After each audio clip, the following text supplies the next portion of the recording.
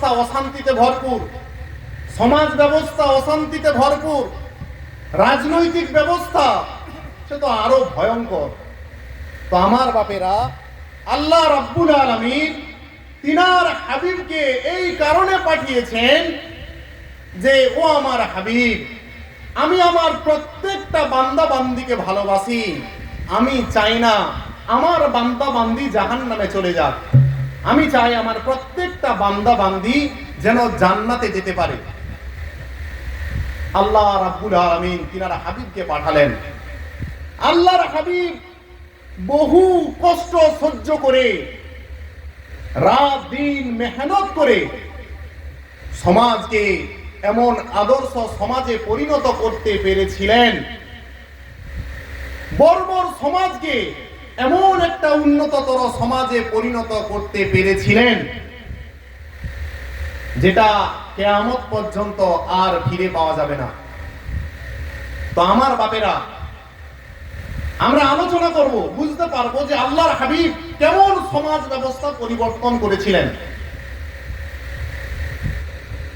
আল্লাহর হাবিব এমন একটা জামানায় এলেন, নারীরা জন্মগ্রহণ করলে জীবন্ত পুঁতে দেওয়া হতো, অপমান বোধ করা হতো যে পরিবারে কন্যা সন্তান জন্মগ্রহণ করত। সেই রকম সমাজ, যে সমাজে কাবা শরীফের মতো পবিত্র জায়গাতে হজ করতে গিয়ে, যেখানে আমরা হজ করতে যাই, নারী পুরুষ উলঙ্গ ভাবে তারা হাততালি দিতে দিতে, শীষ দিতে দিতে কাবার চারপাশে ঘুরত। কত বর্বর সমাজ ছিল। সেই সমাজকে আল্লাহর নবী রাত দিন 24 ঘন্টা মেহনত করে পরিবর্তন করলেন। কোন আল্লাহর নবী? যে নবীকে পাঠানোর যখন কোনো কিছু আল্লাহ তৈরি করেননি, 1000 বছর পূর্বে সমস্ত আম্বিয়াদের সামনে আল্লাহ নিজে প্রশংসা করেছেন, ও আমার সমস্ত আম্বিয়াদের রূপ, তোমরা শোনো, ইনি হবেন রসুলদের মধ্য হতে একজন। প্রশংসা করছেন কেবা? আল্লাহ সুবহানাহু ওয়া তাআলা। আমার বাপেরা, আল্লাহর নবীকে আল্লাহ এত সম্মানে সম্মানিত করেছেন। আম্মা জান আমিনা রাদিয়াল্লাহু তাআলা আনহার গর্ভে যখন আল্লাহর নবী এলেন, আম্মা জান থুতু যদি নিক্ষেপ করতেন, ওই থুতু থেকে আল্লাহ সুন্দর সুগন্ধি ছড়িয়ে দিতেন। কত সম্মান! এখনো আসেননি দুনিয়ার বুকে। আল্লাহর নবী এত সম্মান আল্লাহ দিয়েছেন, এত মর্যাদা দিয়েছেন। আম্মা জান নবী ভূমিষ্ঠ হওয়ার পরে কান্নাকাটি করছেন। আল্লাহ রাব্বুল আলামিন থাকতে পারলেন না। আল্লাহ রাব্বুল আলামিন যেন আম্মা জানকে বলছেন, ও আমিনা, তুমি কাঁদো কেন? না, যে সন্তান ভূমিষ্ঠ হলো, জন্মের 6 মাস পূর্বে আব্বা আমার স্বামী আব্দুল্লাহ ইন্তেকাল হয়ে গেছে। এই সন্তান ভূমিষ্ঠ হওয়ার পরে যখন আব্বাকে খুঁজবে, আমি তখন কি জবাব দেব? আমরা জানি ছোট্ট ছোট্ট শিশুকে তার আব্বাজান কত ভালোবাসে, সাথে করে নিয়ে ঘুরতে যায়, তাকে নিয়ে খেলাধুলা করে, সুন্দর সুন্দর জিনিস কিনে দেয়। আল্লাহ রাব্বুল আলামিন বললেন, ও নবীর আম্মা জান আমিনা, তুমি চিন্তা করবে না, আমি আল্লাহ সুবহানাহু ওয়া তাআলা চাঁদকে তোমার ওই শিশু সন্তানের জন্য খেলনা বানিয়ে দিলাম। যখন আল্লাহর নবী ভূমিষ্ঠ হয়েছিলেন, যখন আস্তে আস্তে শিশু বয়স, কান্নাকাটি করছিলেন, কিতাবে পাওয়া যায় যে চাঁদ যেন উপর থেকে নিচে নামছিল। আল্লাহর নবী চাচা আবু তালেব দূর থেকে দেখতে পাচ্ছিলেন যেন চাঁদ এত দ্রুত গতিতে আসমান থেকে নিচের দিকে আমিনার ঘরের দিকে নামতিছে, যেন চাঁদ এসে আল্লাহর হাবিবের ওই ঘরের উপরে পড়ে যায়। দূর থেকে দেখতে পাচ্ছেন। আল্লাহর নবী যখন বড় হলেন, চাচা যখন এই কথাটা আল্লাহর নবীর কাছে এসে বললেন, তুমি যখন শিশু সন্তান ছিলে তোমার সাথে এই ঘটনা ঘটেছিল। আল্লাহর নবী বললেন, ও চাচা জান, তুমি কি জানো চাঁদ ওই সময় কেন এসেছিল? চাচা জানের উত্তরে আল্লাহর নবী বললেন, ও চাচা জান, তুমি শোনো, চাঁদ এই কারণে এসেছিল, আমি কান্নাকাটি করেছিলাম। আন্নাল ক্যামেরা ইউগান্নিনি ওয়া ইউহাকিনি ওয়া ইয়ামনাউনি মিনাল বুকা। চাঁদ আস্তে আস্তে আসমান থেকে নিচের দিকে এসে আমি যেমন ভাবে হাত পা নাড়ছিলাম, চাঁদও আমার সাথে নড়াচড়া করছিল। চাঁদ আমাকে আল্লাহ রাব্বুল আলামিন যেন আমি আনন্দিত অবস্থায় থাকি, আল্লাহ চাঁদকে আমার জন্য তখন খেলনা বানিয়ে দিয়েছিল। কোন নবী? আল্লাহর নবী। দেখেন, আস্তে আস্তে বয়স যখন 15 বছর হলো, আল্লাহর নবী তো জাহানের বাদশা হাবিবুল্লাহ জনাবে মুহাম্মদুর রাসূলুল্লাহ সাল্লাল্লাহু আলাইহি ওয়াসাল্লাম সমাজের দিকে তাকালেন। সামান্য সামান্য জিনিস নিয়ে ভাইয়ে ভাইয়ে, পাড়া প্রতিবেশীতে যুদ্ধ বিগ্রহে লিপ্ত হয়ে যেত। এমন বর্বর জাতি ছিল, আব্বাজান মৃত্যুর সময় সন্তানকে বলে যেত, ও আমার সন্তান, অমুক ব্যক্তিকে আমি মারতে পারলাম না, তোমাকে আমি আদেশ করে গেলাম, আমি মৃত্যুর পরে তুমি কিন্তু ওই ব্যক্তিকে মারবে। হরবে ফেজ্জারের যুদ্ধ হয়েছিল। নবীর বয়স তখন 15 বছর বয়স, নবী হননি, নবী হয়েছেন 40 বছর বয়সে। 15 বছর বয়স, সেই সময় হরবে ফেজারের যুদ্ধ আরবে ভয়ঙ্কর রূপ ধারণ করেছিল। অনেক মা তার স্বামীকে হারিয়ে ফেলে, অনেক মা তার সন্তানকে হারিয়ে ফেলে, অনেক সন্তান এতিম হয়ে যায়, প্রচুর মানুষ ইন্তেকাল হয়ে যায়। দয়ার নবী, পেয়ারার নবী রাহমাতুল লিল আলামিন থাকতে পারলেন না। আল্লাহর নবী বললেন, ও মানুষ সকল, আল্লাহ তোমাদেরকে কত সম্মানে সম্মানিত করেছেন। সমস্ত মাখলুকাতের চাইতে বনি আদমকে সম্মানিত আল্লাহ রাব্বুল আলামিন করেছেন। কেন তোমরা সামান্য সামান্য জিনিস নিয়ে যুদ্ধ বিগ্রহে লিপ্ত হয়ে যাও? আল্লাহ নবী কি করলেন? একটি সংগঠন বানালেন। তখন মাত্র 15 বছরের যুবক, একেবারে অল্প বয়স। আল্লাহর নবী ওই সমাজের সবচাইতে ভালো ভালো যুবকদেরকে নিয়ে, বুদ্ধিজীবীদেরকে নিয়ে একটি সংগঠন বানালেন। সেই সংগঠনের নাম দিলেন হিলফুল ফাজুল।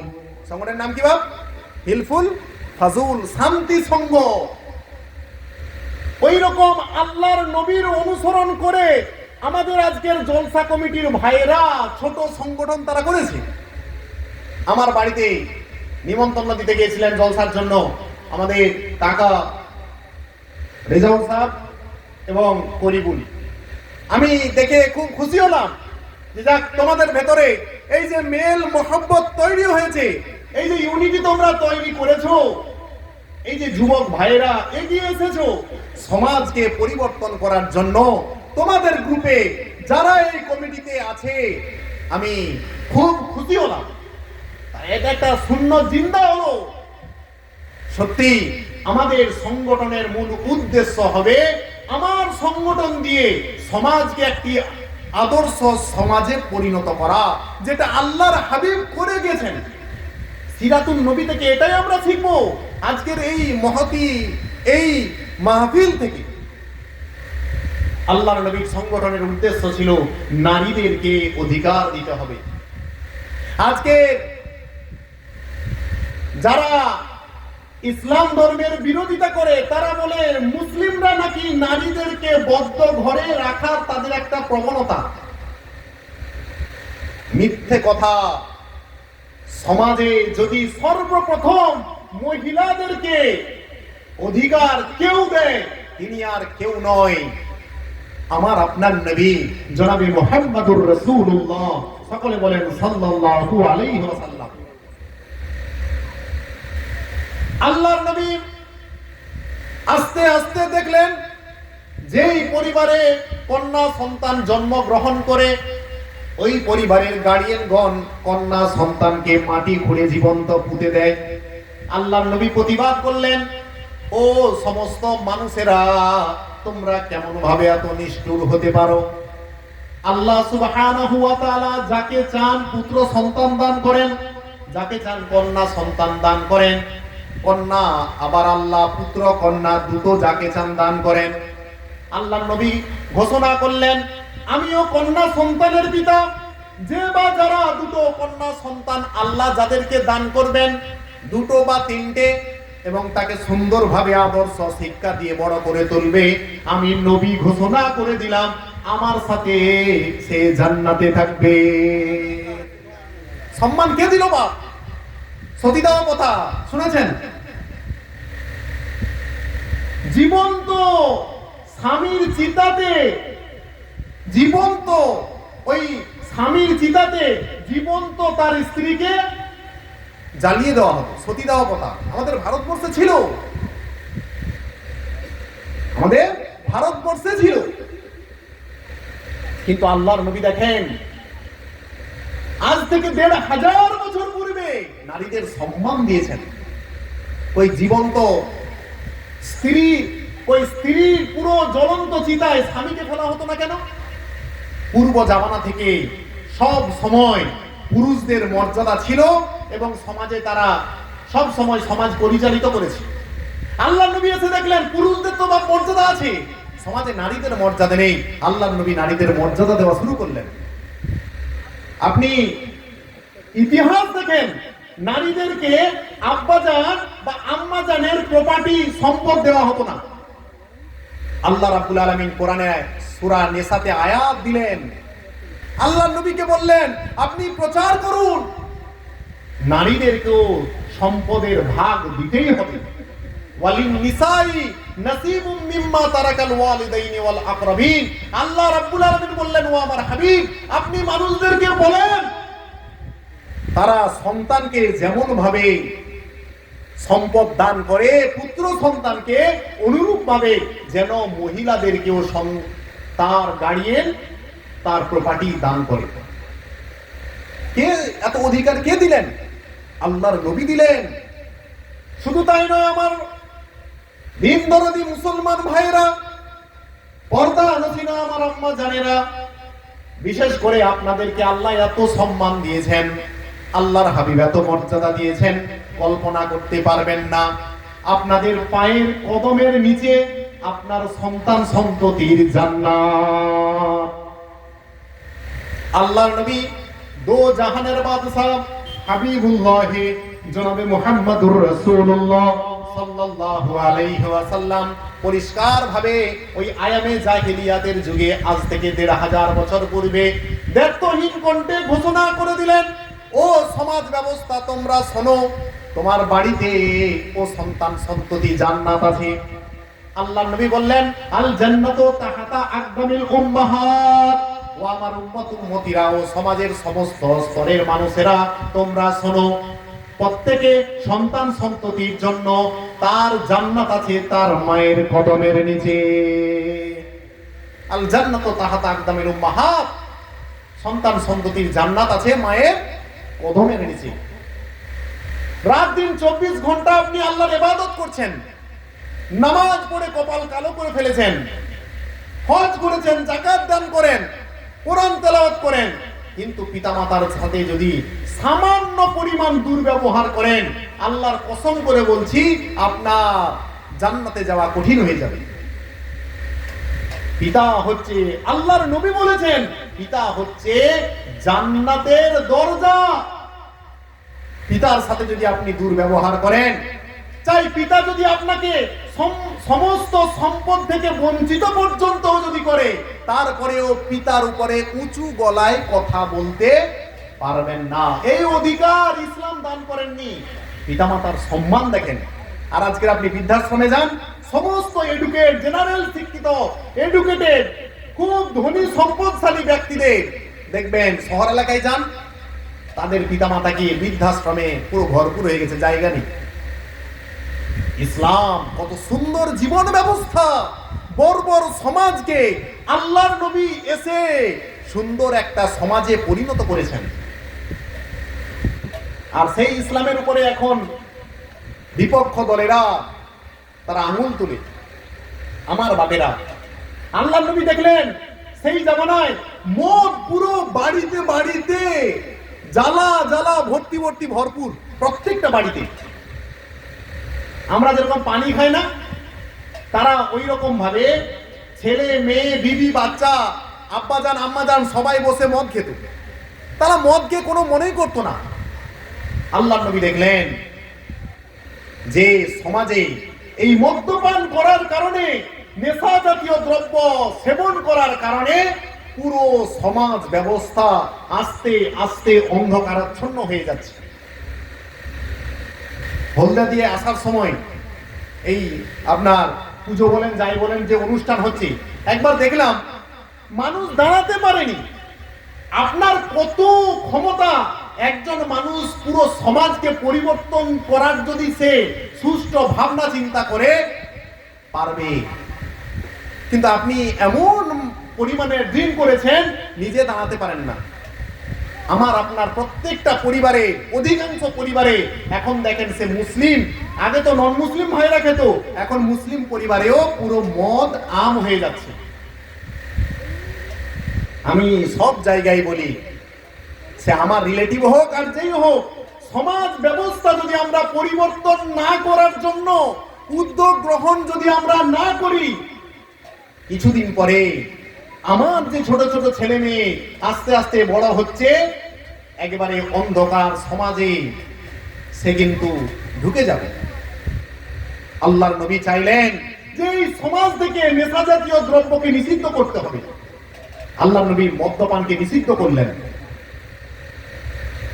সমস্ত শুধু তাই না, আল্লাহর নবী বললেন কুল্লু মুশকিরিন হারাম।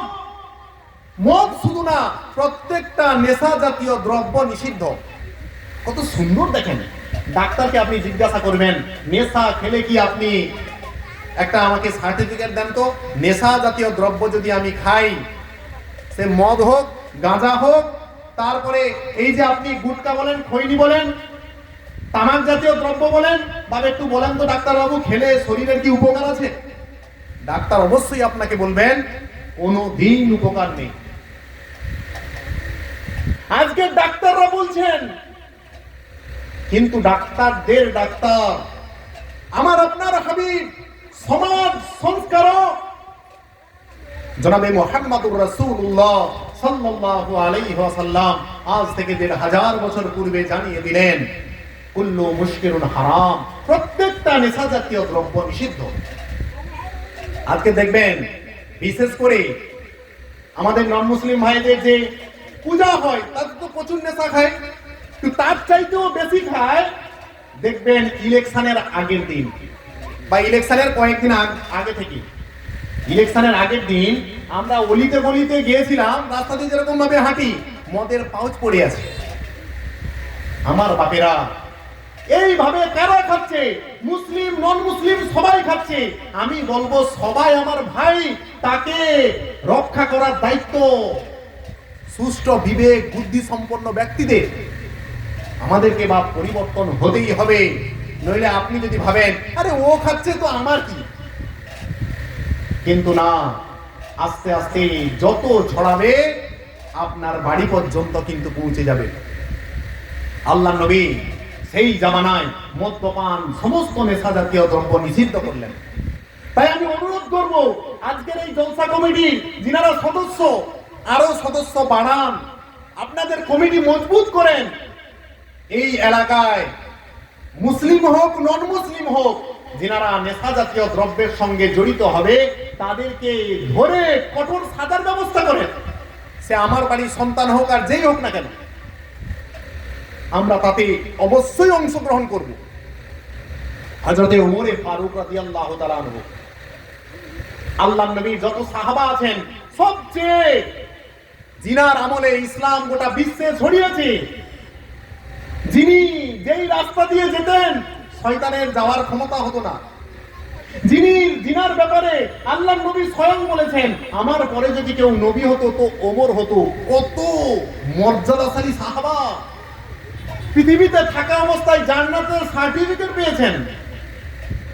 কয়েকটা দেশের প্রেসিডেন্ট, উনার ছেলে নেশা জাতীয় দ্রব্য খেয়ে নিয়েছে। তো মদ না, নাবিজ খেজুর কয়েকদিন ভেজা ছিল, সেই পানিকে খেয়ে নিয়েছে।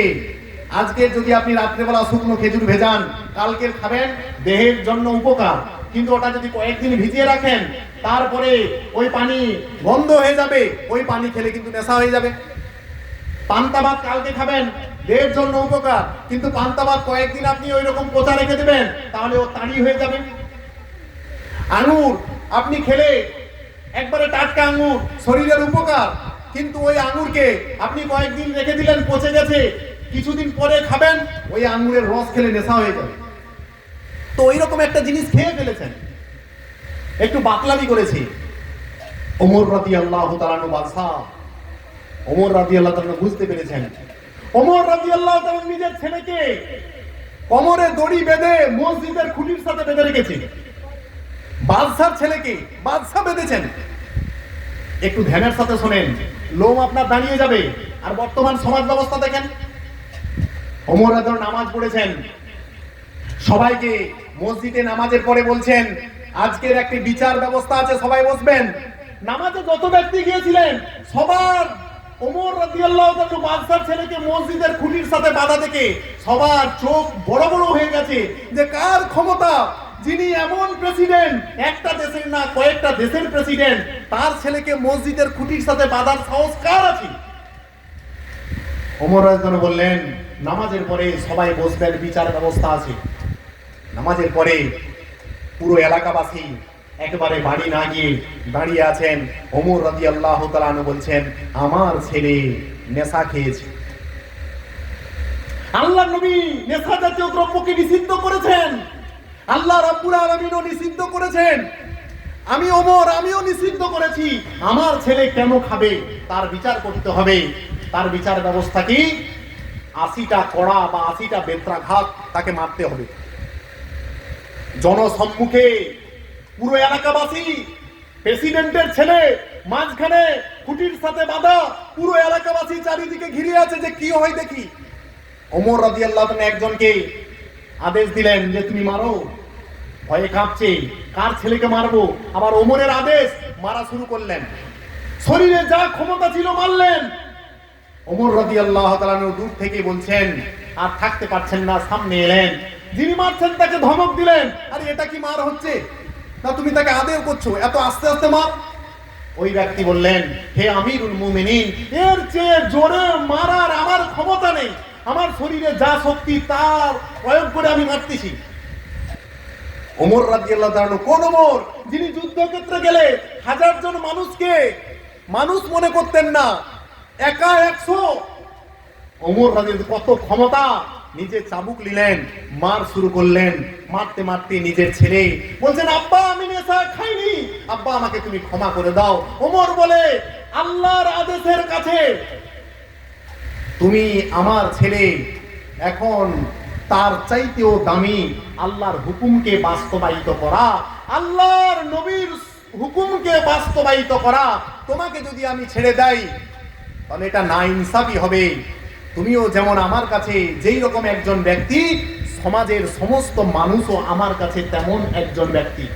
সুতরাং তুমি অপরাধ করেছো, অপরাধের শাস্তি পেতেই হবে। মার শুরু করলেন, মারতে মারতে ওমর রাদিয়াল্লাহু তাআলা আনহুর ছেলে শহীদ হয়ে গেল, ইন্তেকাল করে গেলেন। কি সমাজ ব্যবস্থা দেখেন। আর আজকের সমাজ ব্যবস্থা, নেশা আপনার মুখের কাছে দিয়ে দিচ্ছে, বলছে বাপ কালকে অমুক জায়গায় ভোটটা দিস, এই এক প্যাকেট নে। ওই ব্যক্তিও খুব আনন্দ, যাক আমাকে একজন দিয়েছে। কিন্তু আমার বাপেরা, আপনাকে ভাবতে হবে, আপনাকে যে ব্রেন আল্লাহ দিয়েছে, কোন মাখলুকাতকে এত সুন্দর ব্রেন দান করেননি। কল্পনা করতে পারেন? বিজ্ঞানীরা বলেন একজন প্রাপ্তবয়স্ক মানুষের ব্রেন এত ডেভেলপমেন্ট হিসাবে, এত সুন্দর হিসাবে আল্লাহ রাব্বুল আলামিন দান করেছেন। একজন প্রাপ্তবয়স্ক ব্যক্তির ব্রেনে তামাম বিশ্বের যা খবর আছে সব ঢুকে দেওয়া যাবে, তবু 1 লক্ষ ভাগের 1 ভাগ পূরণ হবে না। কি সুন্দর ব্রেন দিয়েছেন। বিজ্ঞানীরা বলেন একজন ব্যক্তির ব্রেনে যা সূক্ষ্ম সূক্ষ্ম নার্ভ আছে, যদি তাকে জোড়া দেওয়া যায়, গোটা আমাদের এই পৃথিবীকে কয়েকবার মুড়ে দেওয়া যাবে। এইটুকু ব্রেন, 250-300 গ্রামের ব্রেনে এত আল্লাহ সুন্দরভাবে সাজিয়েছেন। আর নেশা খেলে কি হয়? ব্রেন থেকে তো সমস্ত কথা সমস্ত কিছু উদ্ভাবন হয়, আর নেশা খেলে ব্রেনটাকে ক্যাপচার করে ফেলে, পুরো ব্রেনকে কভার করে ফেলে। তাই দেখবেন নেশা খাওয়ার পরে ও মুখ থেকে আবোল তাবোল বলে, অর্থাৎ ব্রেন সঠিকভাবে কাজ করতে পারছে না। নেশা জাতীয় দ্রব্য গিয়ে ব্রেনটাকে পুরো কভার করে ফেলেছে। দেখবেন ওর হাঁটা চলার গতি ঠিক হয় না, পড়ে যাচ্ছে, দাঁড়াতে পারছে না। আল্লাহর নবী তাই সমাজ ব্যবস্থাকে পরিবর্তন করার জন্য প্রথম ঘোষণা করলেন, সমাজ থেকে সর্বপ্রকার নেশা জাতীয় দ্রব্যকে নিষিদ্ধ ঘোষণা করতে হবে। সেই জামানায় যেই সমস্ত খারাপ কাজ মানুষ করত, বর্তমান সমাজ ব্যবস্থাতেও আস্তে আস্তে সেই রকম খারাপ কাজ শুরু হয়ে গেছে। আগে বড় লোকেরা গরিবদেরকে খাটিয়ে নেওয়ার পরে পারিশ্রমিক দিত না। বর্তমান সময়েও দেখেন যারা জমিদার ছিল, খাটিয়ে নেওয়ার পরে পয়সা আনতে যাবেন, সে বলবে কালকে এসো। কালকে গেলেন, আরে পরে এসো না। তারপর দিন গেলেন, বাবু পয়সাটা না দিলে আমি বাজার করতে পারছি না। আরে দাঁড়াও না, পয়সা এখন হয়নি, তো পরে আসো। আপনি জোরেও গলায় কথা বলতে পারছেন না। পরের বছর ওই ব্যক্তি আমি কাজে অংশগ্রহণ করতে পারবো না। আপনি জোরে কথাও বলতে পারছেন না, কষ্ট হচ্ছে, শরীরে হজম করছেন। আল্লাহর নবী সেই জামানায় এইরকম সমস্যা ছিল। আল্লাহর নবী প্রতিবাদ করলেন। আল্লাহর নবী বললেন, ও সমাজের মানুষেরা, তোমরা শোনো, আল্লাহ রাব্বুল আলামিন সমাজ ব্যবস্থাকে সঠিকভাবে রাখার জন্য কাউকে ধনী করেছেন, আবার কাউকে গরিব করেছেন। আল্লাহ রাব্বুল আলামিন ধনী ব্যক্তিদেরকে জীবিকা দান করেন গরিব ব্যক্তিদের ওসিলায়। ধনী ব্যক্তিকে জীবিকা দান করে কার ওসিলায়? গরিব ব্যক্তির ওসিলায়। আল্লাহর নবী দো জাহানের বাদশা হাবিবুল্লাহ জনাবে মুহাম্মদুর রাসূলুল্লাহ সাল্লাল্লাহু আলাইহি ওয়াসাল্লাম বললেন, উতুল আজিরা আজরাহু ক্বাবলা আন ইয়াজুফাল আরাকা। শ্রমিকের ঘাম শোকার পূর্বে অবশ্যই বড় লোকের কর্তব্য, যার বাড়িতে কাজ করেছে ওই শ্রমিকটা, ওই শ্রমিকের ঘাম শুকার পূর্বেই তার পারিশ্রমিক তার হাতে দিয়ে দাও। আজকের কাজ করেছে, সকালে কাজ করেছে, 2 ঘন্টা পরে দেবেন, ওটাও না। ঘাম যে ও কাজ করার সময় ওই শ্রমিকের যে ঘাম শরীর থেকে বার হয়েছে, আল্লাহর নবী বললেন তার ঘাম শুকার পূর্বেই সঙ্গে সঙ্গে তার পারিশ্রমিক দিয়ে দাও। তোমার সৌভাগ্য যে ওই ব্যক্তি এসে তোমার বাড়িতে তোমার কাজে অংশগ্রহণ করেছে। কি আদর্শ সমাজ গড়ার জন্য আল্লাহ রাব্বুল আলামিন পাঠিয়েছিলেন। দেখেন এমন সমাজ ব্যবস্থা করলেন। আল্লাহর নবী আল্লাহ রাব্বুল আলামিনও ঘোষণা করলেন, যদি কেউ জেনা করে, জেনা মানে খারাপ কাজ করে ছেলে মেয়ে, প্রকাশ্যে জনসম্মুখে যদি প্রমাণিত হয় হাতে নাতে, তাকে কি করবে? মাটি খুঁড়ে বুক পর্যন্ত গেড়ে দেবে, সবাইকে পাথর দেবে হাতে, সবাই যেন মারে। ওই অবস্থায় মারতে মারতে ও মারা যাবে, তারপরে ওকে কবর দাও। এটাই ওর শাস্তি। আপনি বলবেন ইসলাম এত কঠোর। আজকে দেখেন এই শাস্তিটা যদি থাকতো, আমার পরিবারের যুবতী নারীরা রাত 2টার সময় সম্মানের সাথে কোনো একটা জায়গায় যেতে পারতেন, আবার রাস্তা দিয়ে সম্মানের সাথে রাত 2টা 3টের সময় বাড়িতে আসতে পারতেন। কারো বাবার ক্ষমতা হতো না তার দিকে 2 চোখ উঁচু করে তাকানোর। আজকে আপনি আপনার মেয়েকে রাত 2টার সময় তো দূরের কথা, 10টার সময়ও আপনি বলতে পারবেন, এই তুমি একা টেঙ্গুয়ায় চলে যাও তো? পারবেন কেউ? কোনোদিন পারবেন না। কেন? ভয় যে বাবা আমার মেয়ে গেলে তার ইজ্জতের হানি হতে পারে। কিন্তু আল্লাহর নবী দো জাহানের বাদশা আজ থেকে 1500 বছর পূর্বে এইরকম সমাজ গড়ে গেছিলেন। রাস্তা দিয়ে যেতেন, কারো ক্ষমতা হতো না তার দিকে চোখ তুলে তাকাবে।